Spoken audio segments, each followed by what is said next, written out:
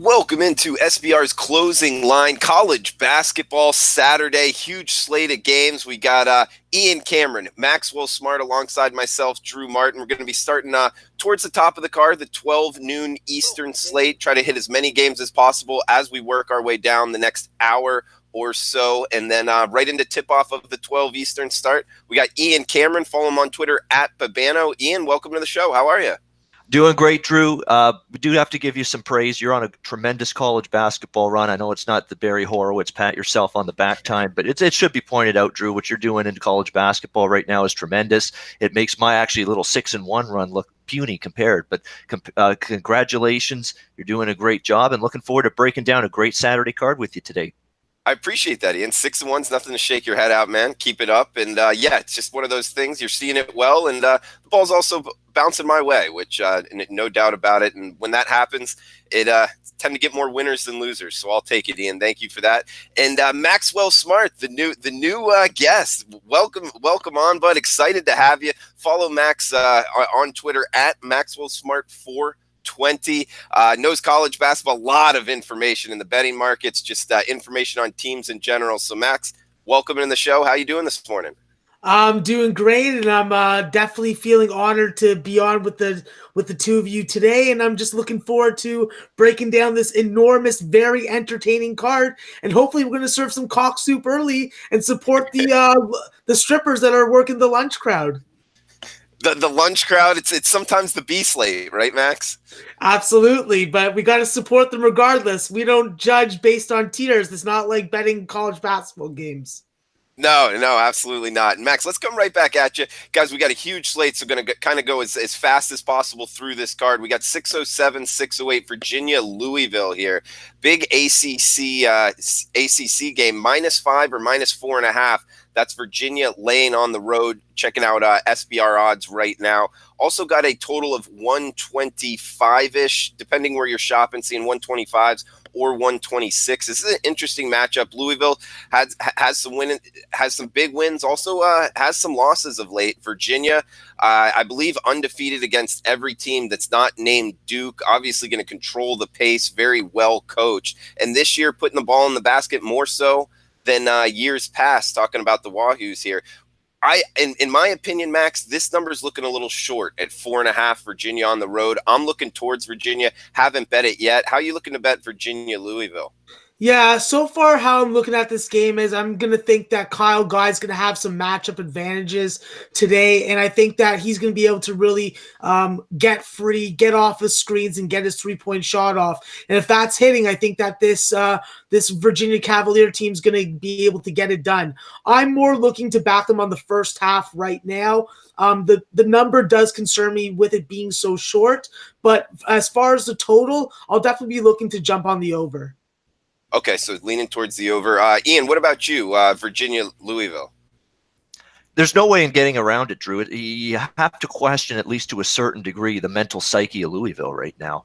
I mean, that didn't look like a team that had gotten off the mat or responded the way you were hoping they would to that just stunning collapse against Duke. I mean, they were just absolutely non-competitive against Syracuse in their last game. I mean, their shooting was terrible. They shot 14 of 54 from the field in that game. Just awful at the offensive end. Couldn't get anything going. The Syracuse, obviously 2-3 zone confounded them to a certain degree. And you got to worry about this team right now because now they've lost 3 of their last 4. They've had trouble closing out games. They blew a lead to Florida State. They had that huge collapse, as I mentioned, to Duke. They barely escaped Clemson and really almost threw that game away as well against the Tigers. And then, of course, had the 20-point blowout loss against Syracuse. So I've got some concerns for this team right now. I like Louisville a lot. I've backed Louisville a lot. And I like Chris Mack. I think they made a great hire. But right now, mentally, they've got some confidence crisis issues right now. And Virginia's not the team you want to be playing when you're dealing with those kind of issues. Virginia just keeps on getting the job done, playing suffocating defense. And that's a concern because we just saw Louisville against a very good defensive team in Syracuse They couldn't find the bottom of the well to save themselves in that game. It's not going to be any easier here against this Virginia team. So, yeah, and Virginia to me is one of those teams where I'm not in any rush to fade them right now. So for me, it's Virginia or nothing. I respect Louisville enough that, 5 points as a home dog, I'm not going to go against them, but I won't be on Louisville either. And in fact, I'd lean a little bit to Virginia. All right, guys, good start. We got another ranked versus ranked at 12 noon Eastern time. This one in the SEC, Tennessee, LSU. LSU's bigs are good. It's going to be a good matchup, especially down and in the guards. These are two solid teams, two teams that, in my opinion, can make a run in March Madness. Seeing two, that's Tennessee laying on the road in Baton Rouge, 153 the total. Seen some heavy under movement, something that's kind of been a theme in these early games. Just a lot of games kind of tending to move towards the under. It's kind of been a trait of the betting markets in college basketball of late. But Ian, do you see anything with this under move in the 12 noon Eastern slate, and also your view on betting Tennessee LSU? Yeah, I mean, I've been on a lot of LSU games over the total. I mean, it's just been almost one after another after another. It's been a very successful strategy for me. We've cashed a lot of over tickets with LSU. And in fact, now that the number's coming down, I'm more and more interested in looking over the total. These are two great offensive teams. They really are. Tennessee has been excellent. LSU, especially at home in that gym, Pete Maravich Center, they've been absolutely terrific in terms of shooting the basketball. Now, what I like about LSU offensively going into this game, we know Tennessee's been great, but Tremont Waters had, I think, one of his worst games the other night against Florida. He was not good whatsoever. It was a terrible shooting percentage in that game. A player of his caliber, I would bank on him, especially still playing at home for a second straight game for LSU here at home, bouncing back with a much better performance. I know Tennessee's pretty stingy at times at the defensive end, but you got to question a little bit. Tennessee's very good. I don't want to make it sound like they're overrated or anything like that, but I still got to see Rick Barnes get it done in March. That's been an issue for him. His NCAA tournament resume in the past is nothing to write home about. And when you look at Tennessee, big step up against Kentucky. They failed it miserably. And you look at a lot of their recent opponents in SEC play. It's been not the greatest in terms of strength of schedule for Tennessee. They're going to be tested here. LSU, I guess you could say predictably lost that game against Florida. That could have been a look ahead to this game here against Tennessee very easily. But I think you get a great game from LSU. And I like Will Wade. I think he's done a great job. He blasted his team for losing that game against Florida. He refused to give Florida any credit for winning that game. He said it's sickening that we're starting to lose some home games, that they've won every road game in the conference play, but now we've lost 2 home games. So he really read his team the riot act for losing that game. I think you get LSU's best today. I'm going to take LSU. I have not made a habit of betting against Tennessee very often this season, but I'm going to take LSU +2, and I'm going to take over 153. The early start is a concern. If there's a theory out there that bettors have, and I'm sure that's the case, that let's bet under because it's an early start, the shooting legs might not be there. That's not a crazy theory, but I'm getting a better number now. I'll jump in on the over at the better lower number now, 153. So LSU +2 and over 153. I got side and total in this game. Okay, nice breakdown, Ian. And Max, what about you? Are you looking towards the Tigers plus the points at home?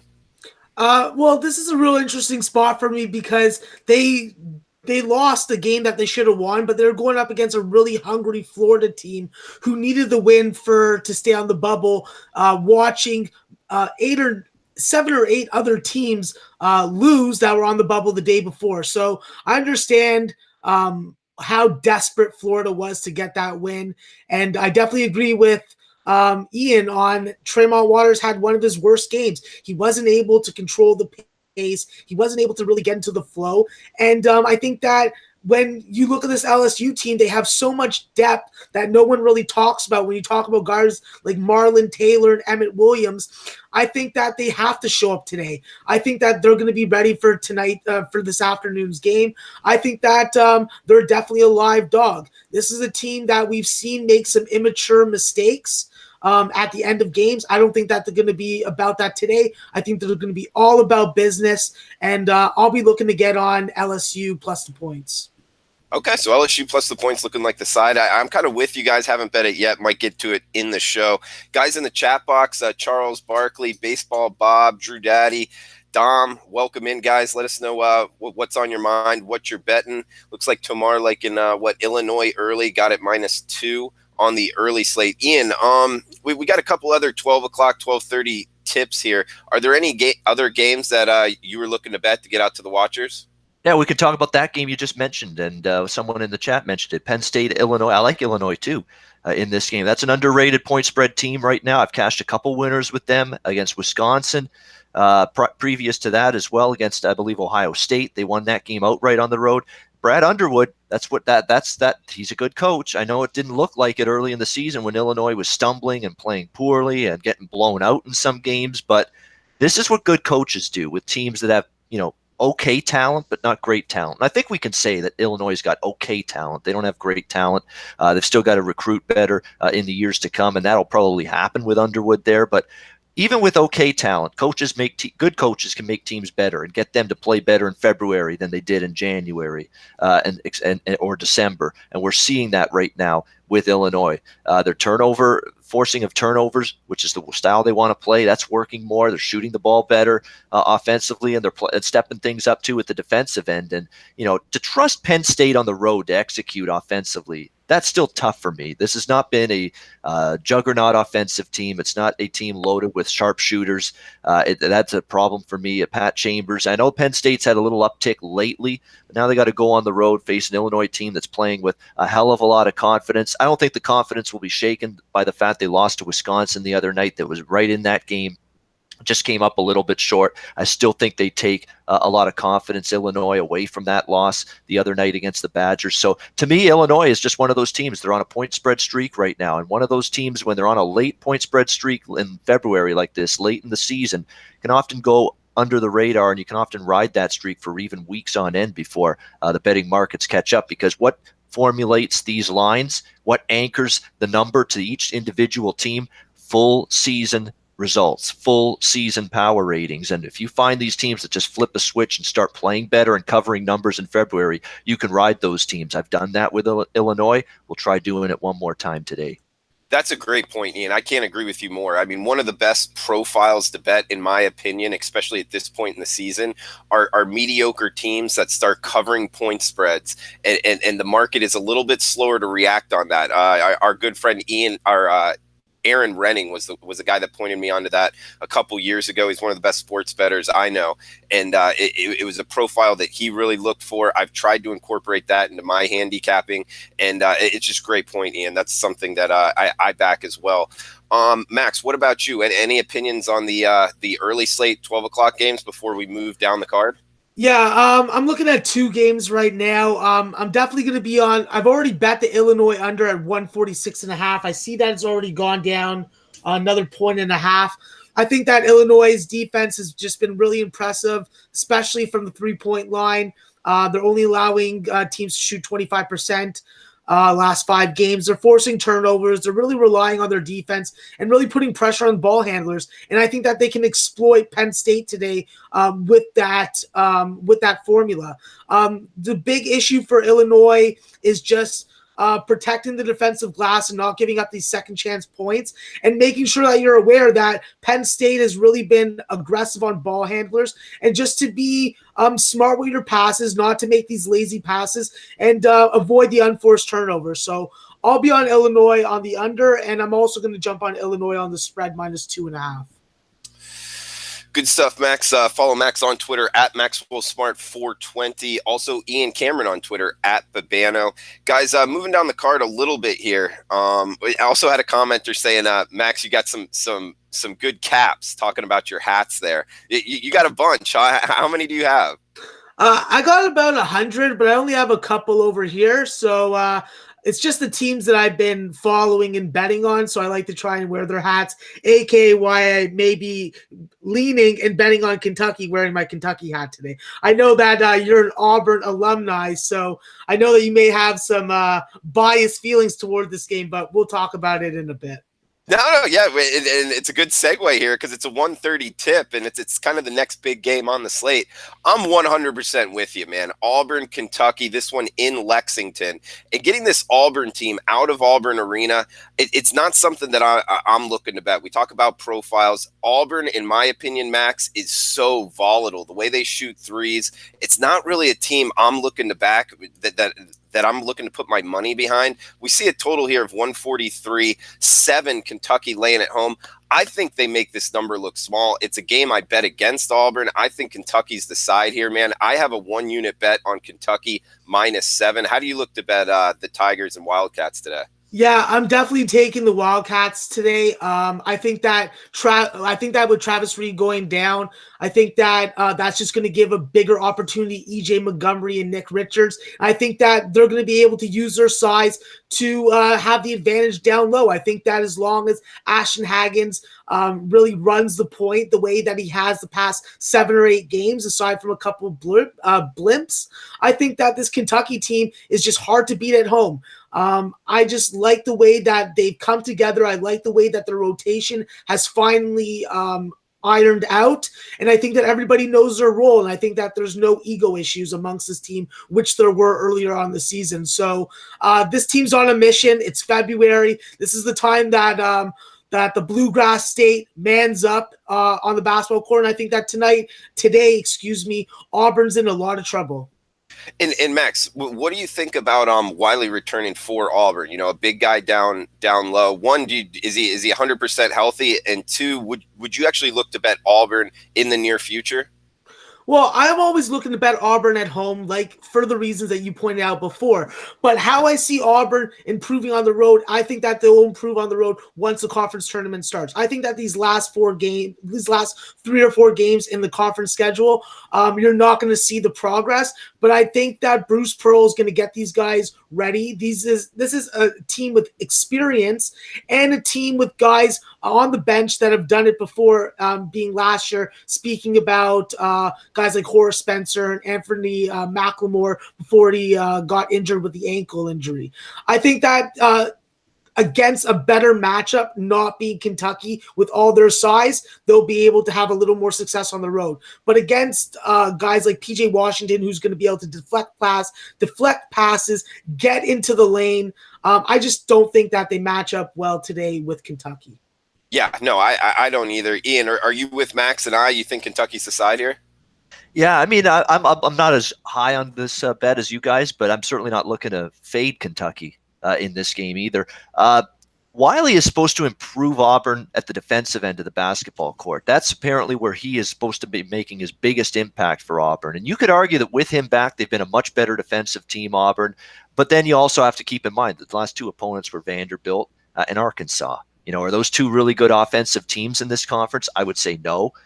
So, you know, that's the problem. You know, you have played better defensively, but if you played anybody with the kind of offensive execution and rhythm and ability as a Kentucky with him back, you haven't yet. So this is where we're really going to find out if Auburn is ready to play the kind of defense that's required in order to hang with and maybe even beat a Kentucky here on the road at Rupp Arena. We'll find that out. But this is where you find out something about Auburn, because you guys made a great point about their road record. It's not been impressive. They haven't beaten hardly anybody of quality on the road this season. That's an issue going into this game today. It's something that they're going to have to overcome going into it. Now we're going to see for Kentucky with Reed Travis out, you know, one of obviously their key forces in the low post, a leadership guy, upperclassman, the guy that sort of, you know, rallies the troops, you know, can give you that little just a calming influence when things aren't going well. See if that leadership tangent, you know, impacts them positively or negatively, because now they're going to have to get some other guys to step up collectively here for this Kentucky team. But you got to love the starting 5. I mean, Ashton Hagens has been great. PJ Washington's been absolutely fantastic for them.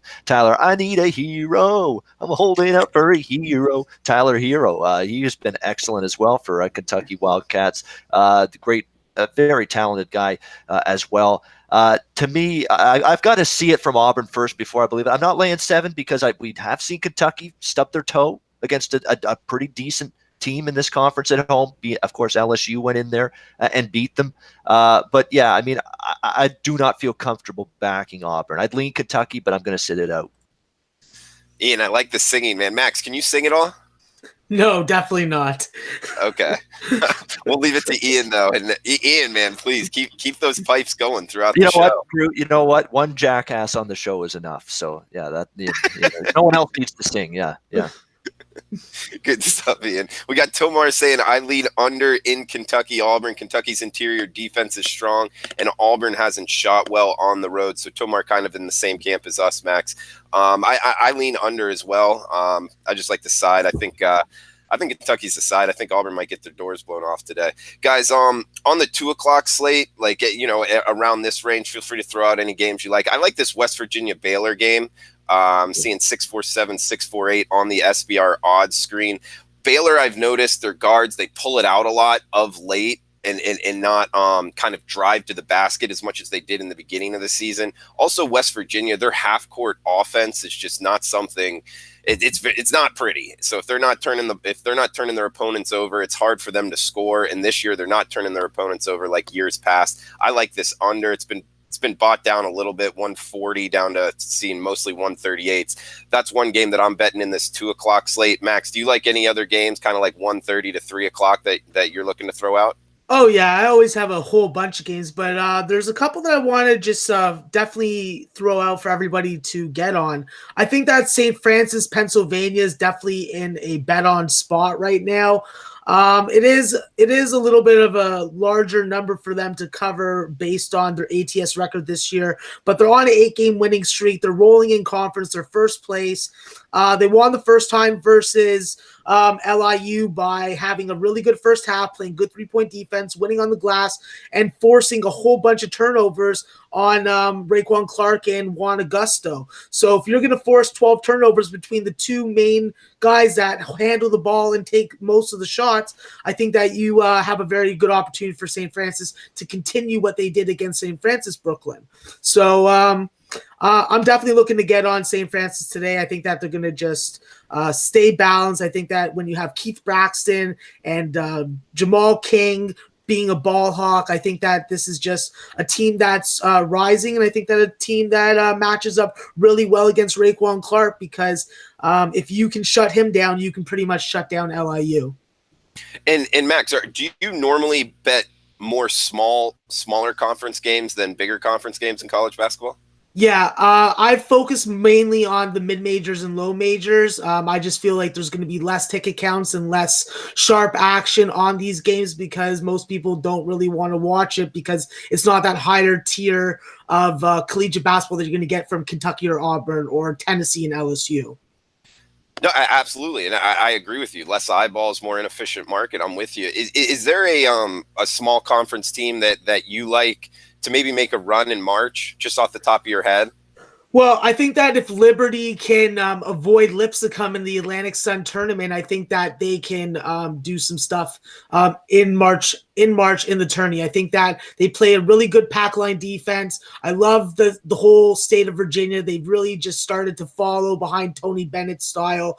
I think Richie McKay, obviously coming from that tree of coaching, is a solid coach, and I just love the depth that Liberty has. When you got Scotty James shooting almost 70% from the field and playing such good defense, this team plays together. I just think that if they can avoid Lipscomb, I think that they could be a dangerous dog if they get to the March Madness tourney. And what about in the tournament, the 64-68 tournament? Do you think like teams like Buffalo, Nevada, any other small conference teams that you think got a shot at the Sweet 16 and beyond? I think Nevada definitely has a good shot. I just think it's always going to come down to matchups. And if we see Nevada relegate themselves to just shooting on the perimeter, then they're going to have a San Diego State performance in the tournament. I think that some of the main teams that I'm actually looking at for deep runs that not a lot of people are talking about are two teams that made a deep run last year and have similar rosters, and that being Florida State and Kansas State. Those are two teams that I have that I will be putting in futures on. I just think that roster-wise and the style that you're going to play in the tourney is just going to suit them very well. And having a do-or-die situation against a team that you don't have familiarity against, I think that poses a greater advantage for K-State and Florida State. And Ian, let's get you in here, man. Do you want to throw out any teams you're looking to bet in March from the small conferences? I know you know small conferences as well. And also any other games you're looking to bet here in the 2 o'clock range? Yeah, I mean, in the 2 o'clock range, there's a couple of games that are interesting. Georgia, Georgetown, I can't resist them in the catching points. I mean, Georgetown betting them in underdog roles has been terrific for me this season. For some reason, I did not take them against Villanova because was worried about Villanova off the loss against St. John's, that you're going to get a great effort from them against Georgetown the other night. Well, Georgetown dominated them. And yes, it could be a Georgetown letdown, but I'm convinced Creighton, it's not really all that great this season. I just watch Creighton, and I'm not impressed. I mean, if you shut down Tyshawn Alexander, if you neutralize Krempelli in the low post, you can beat this team. They're still not great defensively. That's been the case with Creighton every single year. I know it's Georgetown off a huge victory against Villanova. Believe me, I understand that. It's not my favorite play of the day by any stretch, but I got to take +6 with Georgetown. I don't think they're 6 points worse on any court than Creighton, and I think they're going to be able to show that today. That game should be high scoring as well. Georgetown is still a little bit, leaky defensively. Creighton certainly is. So that game, even though it's a high total, it could end up being one of those games that ends up over the total. Obviously, everybody knows that at Murray State, if they get into the tournament, they're going to be extremely dangerous in one of those lower conferences. You know what? But Max mentioned Liberty, and I'm going to mention the other. Lipscomb is it's just right there with Liberty in that conference. Lipscomb's certainly a team that is more than capable. With Marbury as a great player, if you've ever seen Lipscomb play, he's fantastic for that group. There's certainly a team that's capable of doing some damage if they win their conference tournament and end up being in the NCAA tournament. But there are always those teams that, who's going to be this year's Loyola Chicago? That's always the big question. Is there going to be a team that's going to be capable of making it past, maybe the one weekend, if not 2 weekends in the NCAA tournament? Yeah, I try to make a case for it, but you have to remember at the end of the day with the NCAA tournament, one seeds usually rule and end up being champion at the end of the day. It's been dominated by one seed national champions. So at some point, usually the magic runs out for these teams, but doesn't mean some of these teams can at least get past the first weekend or two. And Ian, with Zion kind of banged up and what's going on with Duke, do you think that they're the front runner right now? If you had to make a futures bet, who would you bet on to win the national championship? I'd honestly go Kentucky right now. I really would. I think Kentucky's just rounded into form other than one misstep against LSU at home. And it was a good matchup for LSU. And LSU's a good basketball team. I mean, we got to start talking about LSU like they're a very good basketball team. They are. So, I don't penalize Kentucky too much for that. Marquette is the team that I think could be very scary in the NCAA tournament. They're flying under the radar. They're just taking care of business. They have a guy that can absolutely dominate, take over a game in crunch time with Howard. They've got the Hauser kids on that team. The two of them are both terrific players for that Golden Eagles team. I think Steve Wojciechowski is a terrific coach. He's done a great job with this program. And unlike years past, Marquette's playing a little defense this year. That was always their downfall. Playing better at the defensive end of the basketball court. Their defensive efficiency numbers and their rankings have gone up this year big time. That's going to help them. Marquette's that dangerous Power 5 conference team, I think, in the NCAA tournament. Nobody's talking about them, but they can make a run. Okay, good stuff, Ian. I agree with you on that Kentucky one. I mean, it's young guys, and at this point in the season, it's almost like freshmen starting to become sophomores. Calipari, say what you want. He might be a scumbag off the court. I don't know, but he's a good coach, man. He gets these kids playing on the court. They're pretty good. Max, you like Kentucky as well, and also any other teams you want to throw out as far as if you had to make a futures bet, who you would bet on to win the national championship? Yeah, I'm going to keep on going back to Gonzaga. I just think that they're just not getting enough respect. I think that Brandon Clark really minimizes the loss of Killen Tilly, and I just think that once the NCAAs come, everybody on the East Coast is going to see what they've been missing all year, and that the dog kennel, they are a mean bunch. Max, we were talking before the show. You had a play, I believe, Oklahoma State over the total today against Kansas State. It's 677, 678 on the SBR odds screen, seeing 123 or 124. Was that a game you were looking to bet, or did I have that wrong? No, I'm absolutely already on that. I think that K-State is definitely shooting the ball a little bit better. I am worried about Stokes and Wade's foot, but they're going to play. They're going to be able to get their high percentage shots. They run a good offense that doesn't have to be sped up to be successful. I think that they're going to be able to just hammer it down on Oklahoma State. I think that they're going to be able to really put the pedal to the metal. I think that what we saw in the West Virginia game, I think that we're going to see amplified in this Oklahoma State game today. So when you hang a number that low, when I've been hitting overs in the 130 ranges on usual K-State games, I don't think that we're going to have a K-State Texas game. I think that K-State's going to be able to score 70 to 75 points, and I think that Oklahoma State will get enough to get it over the 125. I like how I was just going to say, I like how Max said he's worried about Dean Wade's foot. We've been worried about Dean Wade's damn foot for a year and a half now. I mean, that damn foot's been causing them problems for a year and a half. Do they not have any good chiropodists down there in the Little Apple to take care of this damn thing? I mean, get the thing fixed already. Come on. He's a great player. Let him get the thing fixed so he can get back on the basketball court, be fully healthy, and deliver for this team because he's a great player. Let's get this done. Yeah, it's actually the other foot this time, and it's not really that he's like he's not really doing anything to hurt it, except the fact that he's coming down on other people. So how he hurt the I think it was a right foot this time because he injured the left foot that caused him time to be out. He actually just landed on someone else's foot, and that's how he injured it. So this time at least it's the other foot, but he has really bad feet. So hopefully he plays, and hopefully they cover for us and get the over. Making the chiropodist practice look bad in Manhattan, Kansas. Ian, what is that chiropolist? What is that exactly? A foot doctor. Man, that's a hell of a word there. I've never heard that before. Yeah. But Max, you bring up Wade, and since he's been back for Kansas State, you're right. It could be an over bet. They've also been a good bet in general. I believe they had 7 or 8 covers in a row cashing for their backers. Do you know if he is close to 100% healthy? Because that was one thing I was worried about in betting Kansas State as a side today. Yeah, no, I'm not really worried about it. From what I watched from the West Virginia game, he's going to be fine. It's just a matter of him being able to avoid getting stepped on and stepping on and landing awkwardly.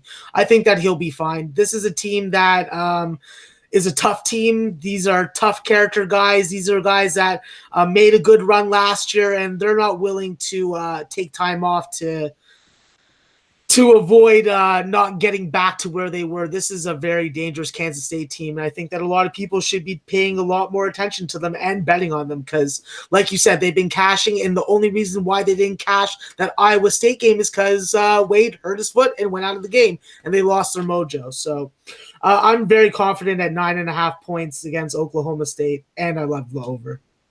And Max, kind of moving down the card a little bit here, getting into the 4 or 5 o'clock. Arkansas, Little Rock, Arkansas State, Sun Belt games here. Do you like that game or any other games in the Sun Belt? Do you normally bet the Sun Belt Conference? Also, any other games in that time slot you wanted to throw out? Yeah, no, I bet a bunch in the Sun Belt. Today I'm looking at actually ULM. I was really impressed, even though I lost money on the Texas State ULM game the other night.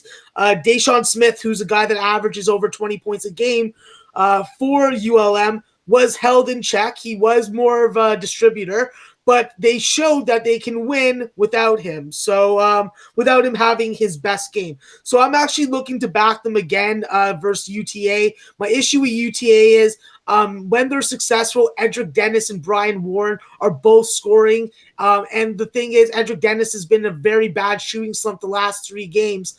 He's having 2 for 15, 2 for 11s, these types of performances. And until I see him start to shoot the ball a little better, I can't back UTA. So I'm going to be going on ULM on the money line today. Like in the Warhawks, Maxwell Smart. Ian, what about you? Anything in the 5 o'clock slate, like a little bit down on the card you're looking to bet today? Yeah, the 4 or 5 o'clock slate. I'll go rapid fire through 3 games here quickly. I think there's one at 1 o'clock, one at 3 o'clock, and one at 5 o'clock. So first one's Western Kentucky, Old Dominion. It's Conference USA. Old Dominion's laying 4.5 in this game. Western Kentucky got out to a crazy lead against this team in the previous meeting. It was like 21-2 or something like that for Western Kentucky. Old Dominion ends up coming all the way back and winning that game. This is a circled spot, I think, on Western Kentucky's calendar. I think they want this one. I think they're still a very good team. They've been inconsistent. They've been erratic. They've been frustrating at times to watch because I think talent-wise, position for position in this conference, player for player, they're as good as any team in this conference. I think if they step up and show it today, I think they know they just absolutely coughed one up when they played the Monarchs earlier this season. You can get 4.5 with Western Kentucky. They've shown the ability to win some games on the road in conference play. It's actually at home they've lost some, scratched some head scratchers. The UAB at home they lost in their last home game. So, but I think Western Kentucky in a good situation there. And another situation that I think could be a bet against situation is North Carolina. I'm a little worried about North Carolina today as they take on Florida State in ACC action. North Carolina off the just massive win against Duke. They are coming from a Wednesday night game at home, and now you're turning around playing Saturday afternoon. Just not even 3 full days between games. Cameron Johnson got banged up a little bit in that game against Duke. He is expected to play, but is he going to be at 100%? We'll see for the opening tip-off of this game. You got Florida State played Tuesday night, so a little extra day for them to get ready for this game. And Florida State is on fire right now. They are playing some great basketball. They just dismantled Clemson on the road in their last game. Funny thing from Leonard Hamilton, good quote from him actually in lead up to this game. He says, I'm not sure my starting 5 can beat a Duke or a North Carolina or some of these best teams, but I think my top 10 or 11 guys can go toe-to-toe with these teams. And what's that mean? That means he's talking about his depth, his bench. And that's actually been the one thing for Florida State they've had a great job with. They've done a great job with over the years. They've had quality bench players that can come in, step in, make an impact, and play at a high level. More of the same this year from Florida State. Their starting 5 probably not as good as nearly half the teams in the conference, but they have way more depth with their bench than some other teams like North Carolina. They play a much tighter, smaller, lighter rotation. That could play a part in this game a little bit. I think Florida State can hang in this game. As North Carolina, as good as they've been, do they have the maturity now after that big win against Duke to put the hammer down and play at their best? I'm still not sure because they've had these head-scratching games. They barely beat Miami in overtime at home recently in a game, barely beat Notre Dame. They've had some really, and of course got blown out at home by Louisville earlier in conference play. So North Carolina's not infallible to having a little bit of a clunker of a game, and I just get that feeling today they might have one. Yeah, that game against Miami, man, that was a head scratcher. They just didn't show up. I was on that game, lost some money. So I just have a bad taste in my mouth looking to bet on them again. Good point, Ian. Shout out to McGoster. What's up, bud? He says he might meet you tonight at that Wild Wings place, Ian. Is that where you're going? Oops. There we go. Yes, that is indeed where we're going. Yes, Wild Wing, downtown Toronto. Gabe Morency, me, Maxwell Smart, and a bunch of other people will be there. We look forward to it. Good, man. That sounds like fun. Max, get in here, man. Comment on the Wild Wings thing if you want. And then any other games you're looking to go out in that time slot there around 6 o'clock. Sorry, I just want to jump back to actually a couple games. So first up, I think that Central Michigan's a really good 5-point dog tonight. They did lose the first time versus Ball State. They lost that game because of perimeter defense. They let them shoot 57%. I think that they're going to do a better job of containing KJ Walton and Taylor Persons tonight. I think that they, this afternoon, I think that they have a good opportunity to cover the 5.5 points, if not win, as long as, Rob Montgomery and David DeLeo are hitting 3-point shots. I also like the over at Youngstown State and Wright State. I've just been really impressed with what I've been seeing from Darius Quisenberry and Garrett Covington being a cover machine over the last 6 or 7 games. I think that they're going to score some points against Wright State. I think that Cole Gentry is going to be able to get his 3-point shot off. I think he's going to be able to distribute enough and get Ludin Love enough touches that this 144 will get blown over. And I'm also going to keep on backing Campbell. When you got Chris Clemens, you have a similar player to Marcus Howard. This is a guy that holds the ball a lot. He's driving. He's really running the offense. And if you get a decent performance from their center, Andrew Udy, I think that Campbell, even as a 4-point favorite, can go into Longwood and beat a Longwood team that is just so reliant on the 3-point shot. And if it's not dropping, you can really put a hurt on them. So you're liking Campbell? What's the number there? -4 right now. I got it at -3, but I still think that Campbell's going to win this game by margin. Chris Clemens, baby. Chris Clemens, if you haven't seen this guy, he is absolutely amazing. He's absolutely terrific. He just can dominate a game. He can put up 40, 50 points in a game. He's that good. Yeah, he's a next level guy. I mean, you think he'll get a shot in the NBA, right, Ian? I should. He can flat out shoot. He can flat out shoot from anywhere on the court, and he with hands in his face, contested shots, and he can still drain it right between your eyes. So yeah, I mean, he's an impressive player. I just don't know much about Longwood and Max. You seem to know a lot about him. I mean, just like 2 years ago, you could make the argument that they were the worst team in the nation, like a 350 team. How good are they this year? How much have they improved? Well, it's not that they've really improved that much, in my opinion. I think that they've just been undervalued on the lines by Vegas. In the beginning of the year, they were covering a lot of plus money spreads, and I think that just this team doesn't have good fundamentals. This is a team that wants to put up 35 to 40 3-point shot attempts a game. And I'm sorry, I understand that the 3-point shot attempts important in college basketball, but if it's more than 55% of your shot attempts in a game, I have a problem with that. I've watched them lose when they take too many 3-point shots, and I've watched them win where they keep it down to 25 and they're hitting 35 to 40%. I personally just don't want to bet against Chris Clemens. I've learned my lesson. He's coming off a 9 for 26 shooting game. I think he's going to have a way better game today, and I think that he's going to have a big matchup advantage against the size of Lorenzo Phillips. So I'm definitely confident in backing Campbell, and I think that on the road, they're a lot more dependable than they are at home, in my opinion. Max, we were just talking about teams that have a shot from the smaller conferences at making a run in March. What about this Houston team? They're playing South Florida today, laying doubles at home, seeing mostly 11.5s or 12s. One, would you look to bet this Houston USF matchup? And two, do you think? I mean, it's not a small conference, so to speak. The American Athletics pretty strong conference, both football and basketball. But do you think this Cougars team has a chance to make a run in the tournament to Sweet 16 and beyond? Yeah, this Cougar team is really impressive. I've really enjoyed watching them. This year.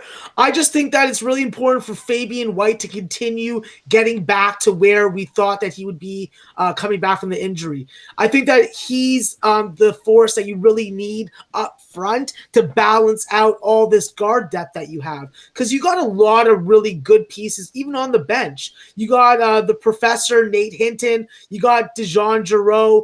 These are guys that can play defense. These are guys that can score the basketball. They're confident when they're shooting the ball, and you can see it on their faces and their body language. And I think that this Houston team is just having a lot of fun right now. They're playing really good defense. Coach Sampson is coaching them great. I love the scheme that they're running defensively.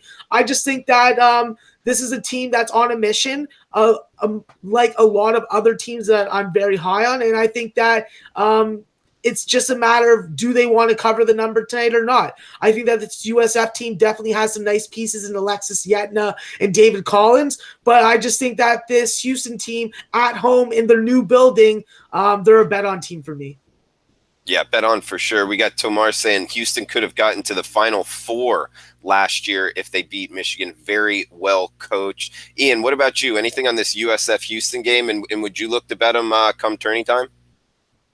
Yeah, I like Houston a lot. I mean, I really do. And there's already people that are dismissing them, saying it's Houston, it's AAC. What can they do? They're really good, and they showed it last year. I mean, they were a lucky as all get out buzzer beater from half court, beyond half court, from beating Michigan and winning that game in the tournament last year. And then if they win that game, who knows how far Houston goes at that point. Kelvin Sampson definitely should be in the Coach of the Year discussion. He's done a tremendous job. He's really done a great job from day one with this program. But what I like about Houston is how they've evolved. When he first got there to Houston, this was a bad defensive team. It really was. They were playing horrendous at the defensive end of the court, the Houston Cougars basketball program. And look at the improvements they've made. They've gotten better and better defensively since he's been there, and now they are an elite. I think one of the better defensive teams in the country. I really believe that. They've played that way. Their field goal percentage bears that out. Their efficiency rankings and the efficiency numbers bear that out. So I think Houston is a more complete team. They're playing the defense that they haven't in years past, and for that reason, I think they're very dangerous come tournament time. At some point, Houston's been a very surprisingly a good point spread team for most of the season, considering how taxed you are betting them, especially at home, undefeated straight up at home. But they probably will win this game. It's just a question of covering. But I will say this, South Florida is no joke. Brian Gregory is getting that team better. They have some key pieces. They have some pretty good players, Rio, Yetna. I mean, that's a decent basketball team that South Florida's got. They've improved defensively as well, and they're going to put up a fight here in this game against Houston. If you're looking for some kind of statement, there's no better statement in this conference right now than trying to beat the Houston Cougars at home. So you're going to get South Florida's A game. Will it be enough to cover? That's another question. But, I just worried at this stage of the season with Houston being so good. Is this now the time to be backing them? I'm not so sure because you're just not getting the bargains. Yeah, they're a little expensive at this point. I'm on that train as well. Guys, we got best bets coming up. About 10 minutes left in the show. Another big game here, Duke, Syracuse. Looks like Dukie's laying 4.5 or 5, 143.5. The total, this one in Syracuse. A lot going on here. If you don't know what's going on with Zion Williamson in the shoe, you're probably watching the wrong show. It even made CNBC as far as the Nike price falling because of it. And on the other side, we got Jim Boeheim. I believe he ran into a pedestrian and killed a guy, which is an unfortunate situation. But how much does it really affect this team? Not really sure. But Duke, Syracuse. It's a game I'm not involved in, Ian. Have you bet it? And what do you think of kind of the circus that's going on? I'm not betting it. I probably won't. But it's a fascinating game to watch because you have Duke shorthanded, obviously, without Zion Williamson. And we saw the impact of not having him. They looked a little bit out of sync, out of sorts against North Carolina offensively, even defensively. Breakdowns left and right. Turnovers were an issue for Duke against North Carolina. But you do have them off that loss. You do have them wanting to bounce back, and they have shown that ability to bounce back this season, Duke. But on the other side of the equation, Syracuse has matched up extremely well with Duke. I mean, look at the tournament last year. Look at the previous meeting this season at Cameron Indoor. Syracuse has flummoxed this Duke team, especially Duke offensively. They've put the kibosh on Duke, and that 2-3 zone has rattled them. It has really shaken and ruffled Duke's feathers, and they've not performed well against it. That is something that concerns me for them now, going on the road against Syracuse. What does concern me, too, is I don't want to throw out the win one for the Gipper angle or anything like that, but it just feels like this is a rally around Jim Boeheim day for Syracuse and that team. Like, this is a extremely tragic, unfortunate, and it's a mentally painful ordeal to have to go through something like this. A freak car accident, you accidentally strike and kill a pedestrian. I mean, that is just... I don't know how I'd handle it if I were in Jim Boeheim's shoes going like I'd be just distraught. I don't know how I'd be able to sleep at night. I don't know I'd be able to go on with my day-to-day life and activities. Just you thinking about just the horror of being involved in something like that, and maybe being, an obviously total accident, but still you being at the cause of someone dying. It's not a fun thing, and it's got to be just an absolute nightmare right now that Jim Boeheim and his family are going through. But I see his players rallying around him. I think the fact he's coaching this game, will be there on the sideline for this Syracuse team against Duke, will resonate with the players and say, hey, our coach is here. This has been the toughest, 48, 72 hours probably of his life, these last few days. Let's win this for him. Let's give it all we got. Let's get this job done because the coach is here, because he believes in us. Let's believe in him. Let's do this thing. And again, the matchup has worked for Syracuse against Duke. So when it's all said and done, I'd actually lean towards Syracuse more than Duke. But, you do have Duke off the loss. That concerns me. You have Duke, in a situation where they've been very good when they didn't play well their last game. And that's something that you have to keep in mind going into this game. It's a fascinating game. It's a tough one. But I guess if I had to, I'd lean a little bit to the Cuse because this is a charged up emotional atmosphere I think we're going to see at the Carrier Dome tonight. Yeah, Q's plus the points. Max, what about you, man? As far as betting Syracuse, Duke, any other time, games you want to throw out in this time slot? Also, a question from Brad asking you about the Wofford game today. Any opinion on that one? Well, when it comes to the Syracuse game, it's pretty simple for me. It's either Syracuse or nothing. I think that Coach Boeheim loves to get his team up for these types of games, and I'm sure that he is trying to take the attention off himself and put it back on where it should be, on the basketball game and what's going to happen on the court. I think that in the Carrier Dome, with the volume of people that's going to be in there, the noise that they're going to make, I think that the zone is going to frustrate Duke. And if they're not hitting three-point shots, specifically Cam Reddish, they're in big trouble today. So as far as betting it, I will not be betting it right now. I'll definitely be leaning towards Syracuse, but I'll definitely be trying to make a play live, because this is a game that you really want to see how the start is and how Duke starts. Because if Jack White decides that he wants to hit three-point shots this game, I think that this could be very unexpected results. So I got to just watch and see. Okay. Guys, if you're liking the content on the show, please give us a thumbs up. The like button there, it helps us out. Also, if you could share on Facebook, retweet on Twitter, trying to get the word out about the show every Saturday, 11 a.m. Eastern time to about noon to the tips-offs. We'll be doing the show here on the SBR YouTube channel. Max, do you have a 12 o'clock best bet? Is your best bet at 12 noon Eastern? No, my best bet's not at 12 o'clock, but as far as the 12 o'clock games, if I were to choose, my best bet would probably be the Illinois under. Okay, like an Illinois under for the 12 o'clock. And Ian, is your best bet at 12 noon? Yeah, best bet at 12 noon. I would say it's going to be I'll go. It's not noon, it's 1 o'clock, but Western Kentucky plus the points against Old Dominion. We'll go with that for an early best bet. I like that one a lot. Okay, and we'll get to the show's best bet here in just a second. We got to go to the late slate though for the degenerates out there like myself that stay up late on the East Coast or if you've got the Wild Wings, something to bet on for the late night action, guys. I guess just what game 10 o'clock Eastern, 9:30 Eastern, and later that you're looking to bet here. I guess we got BYU Gonzaga laying 20. That's a big number. BYU, I don't know. I haven't bet that one. But Max, what about 10 o'clock Eastern? Any games you're looking to bet? Yeah, I'm looking actually at the UMKC Utah Valley over. I think that just the way UMKC has really been playing the last couple games, specifically on the road, they have a good bunch of guard depth to be able to score some points versus this Utah Valley team. I am a little concerned that Utah Valley is coming off 100 plus point game, but I just think that the way that both these teams play defense, I think that there's going to be points that get scored, and I think that it will get over the number. The other game that I'm looking at as far as late slate is the Sacramento State Portland State game. I think that Sacramento State is in a very perfect letdown spot, coming off that very, very lucky, could have been fixed game. Excuse me, I'll take that back. College basketball game versus Weber State. So I'll actually be looking to back Portland State -3 and fade Sacramento State tonight. Okay, with best bets on deck, Ian, any late slate that you want to throw out to the watchers?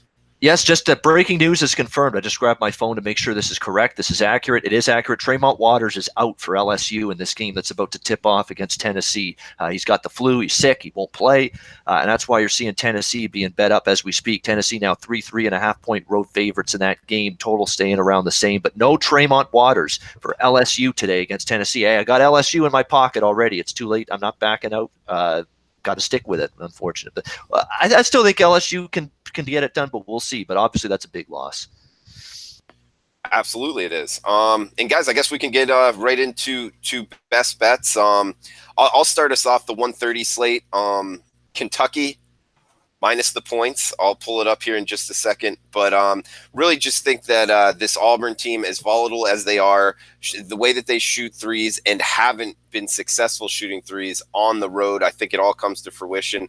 This number of 7, like Ian touched on earlier in the show, this Kentucky team is underrated. Max likes them as well, as his hat shows. And it's a team that really has a legitimate shot at winning the national championship. Auburn, on the other hand, yeah, Wiley's back, but I just don't like the way that they play, especially on the road. I think it's going to be a tough environment, and looks like the best number we can get right now is just 7 flat. I'll take it 7 minus 107 at Pinnacle, but really you can get that anywhere. Actually, Heritage minus 105. So my best bet, Kentucky, the Wildcats at home, -7, minus 105. That's at Heritage. Max, appreciate you being on the show, man. You brought great content. Hopefully we can get you on each Saturday and throughout the college basketball season. Follow him on Twitter at MaxwellSmart420. What do you got for best bets, bud? Well, for my best bet, obviously the local strippers at the Landing Strip and Ozone support this.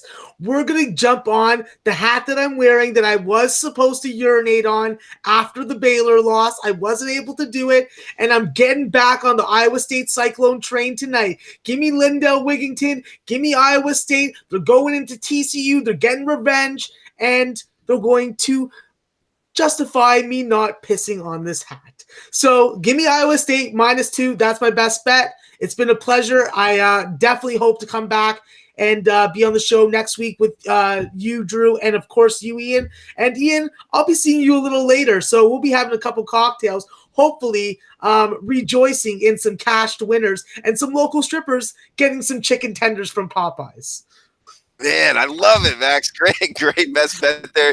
Ian, any words for Max, and also your best bet, bro? Yeah, I mean, I was looking forward to it. It'll be a lot of fun down there. Wild Wing, King and Bathurst, Toronto. Max will be there. I'll be there. I think maybe a couple viewers will be there. Gabe Morency, who did a lot of great work for SBR the last couple of years, he'll be there as well. So looking forward to it. It's going to be a lot of fun in downtown Toronto tonight. Watch some sports, drink some beers, have some shots, whatever the case may be. It'll be a lot of fun. Best bet for me, I was going to talk about it in the late slate, but it's going to be my best bet. So why don't we talk about it right now? I'm going to take Texas Tech -5 against Kansas. This is a big time revenge situation. One of Texas Tech's worst losses this season at the Fog against Kansas. They got blown off the court, non-competitive. I don't trust Kansas worth a damn on the road. They have shown me way too many times that on the road they can't be trusted. They're still battling key injuries, this Kansas team. And I think Texas Tech is going to be out to prove a point. And you look at the kind of defense the Red Raiders are playing, especially as of late, suffocating. They are not making it easy on their opponent. Kansas has had their number. I think this is Texas Tech's time to finally put an end to the Kansas dominance over the Red Raiders. We'll lay the 5 with Texas Tech against Kansas for best bet. I like that bet, Ian. It's easier to slow a game down than speed it up, and obviously contrasting styles in terms of tempo and pace in that game. So Ian, Texas Tech -5. We got Max, Iowa State -2, and myself, Kentucky -7. Ian Cameron, follow him on Twitter at Babano. Maxwell Smart, follow him on Twitter at MaxwellSmart420. Guys, best of luck with your bets today. Enjoy the Saturday college basketball slate. Be safe, and we'll talk to you next Saturday, 11 a.m. Eastern time.